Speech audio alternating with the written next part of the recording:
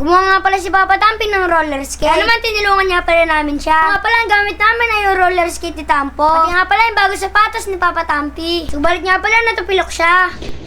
Wala akong tigil ah. Ngayong araw nga pala nakatulala si Tampo. Pinapanood nga pala si Papa Tampi. Dahil nga pala si Rana ang dating roller skate ni Tampo. Kaya naman meron nga pala naisip si Papa Tampi. Ito nga pala ilalagay niya ito sa bagong sapatos niya. Kumuha na nga rin pala si Papa Tampi ng tool. Para nga pala mas madali yung baklasin. Dito nga pala sinisimulan na ni Papa Tampi yung magbaklas. Buti na lamang meron siyang tools. Dito nga pala sobrang dali lang neto baklasin. Pansin nga pala ni Papa Tampi si Tampo. Dito nga pala kung ano-anong ginagawa ni Tampo. Balik na nga pala tayo sa kwento. Dito nga pala binaklas na ni Papa Tampi. Para nga pala itong laruan. Ito nga pala next na gagawin ni Papa Tampi, puputulin niya nasa taas. Para nga pala may ilagay sa sapatos. Ito nga pala naputol na. Ito nga pala next na puputulin niyo yung isa naman. Pagkatapos nga pala bubutasan na ito ni Papa Tampi. Para nga pala may ilagay sa sapatos. Para nga pala bubutasan din yung bagong sapatos. Kaya pala lalagyan lang ng tornilyo. Ito nga pala okay na. Kaya naman susubukan na nga pala ni Papa Tampi. Ito nga pala isa pa lang yung okay. Dito nga pala sobrang excited na si Papa Tampi na gumana ito. Dito nga pala sinubukan niya. Mas maganda kung tatapusin nga pala ni Papa Tampi. Ito nga pala merong bumisita. Galing nga pala silang Bulacan. Ito nga pala gusto daw nila sa akin makipaglaban ng Stardy. Subalit nga pala nahiya ako. Ito nga pala nag-Stardy yung taga Bulacan. Ito nga pala sobrang lupit din niya. Ito nga pala nabanga si Tampo. Nalaban sana si Tampo kaso nakain. Baka kasi pag dive ni Tampo maluwa niya yung pagkain niya. Ito nga pala magpapaalam na siya. Ito nga pala nang umalas na yung bata tsaka ako nag-Stardy. Meron nga pala akong bagong technique. Ano? Oh. Wala akong tigil ah. Kaya niyo yun guys, walang tigil-tigil.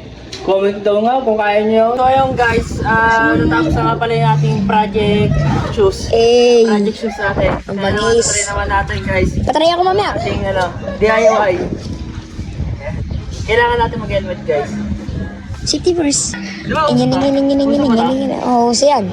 So yung mga katampi, natapos na nga pala yung ating project shoes. Ito yung project shoes natin guys. Bangis. Please! Andar. Taxi natin guys. Hop. Kaya kabano mo guys. Marunong ako nun eh.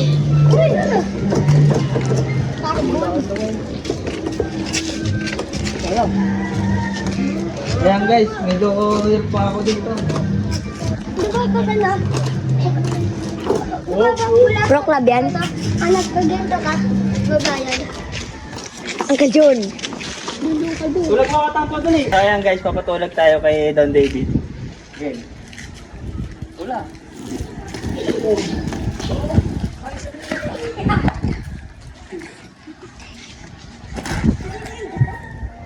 Yan, tulog mo ka. Dali, tulog mo ka. Tulog mo. Tulog mo. Pumila. Naka-hairbuds. Naka-hairbuds.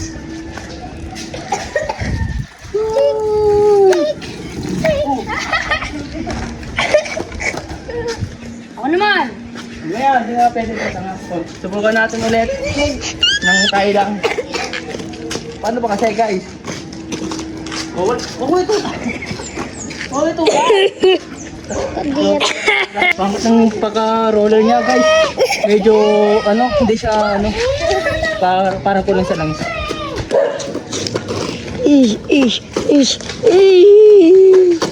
Apoy. Rain. Abdul Karim oh. Oo, Stardy. Lupit ni Idol Dreamers.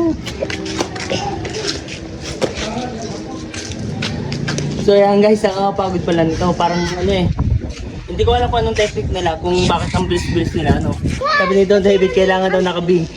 Yan, naka-B tayo. Naka-letter pa, B. Hindi. Tasingin natin.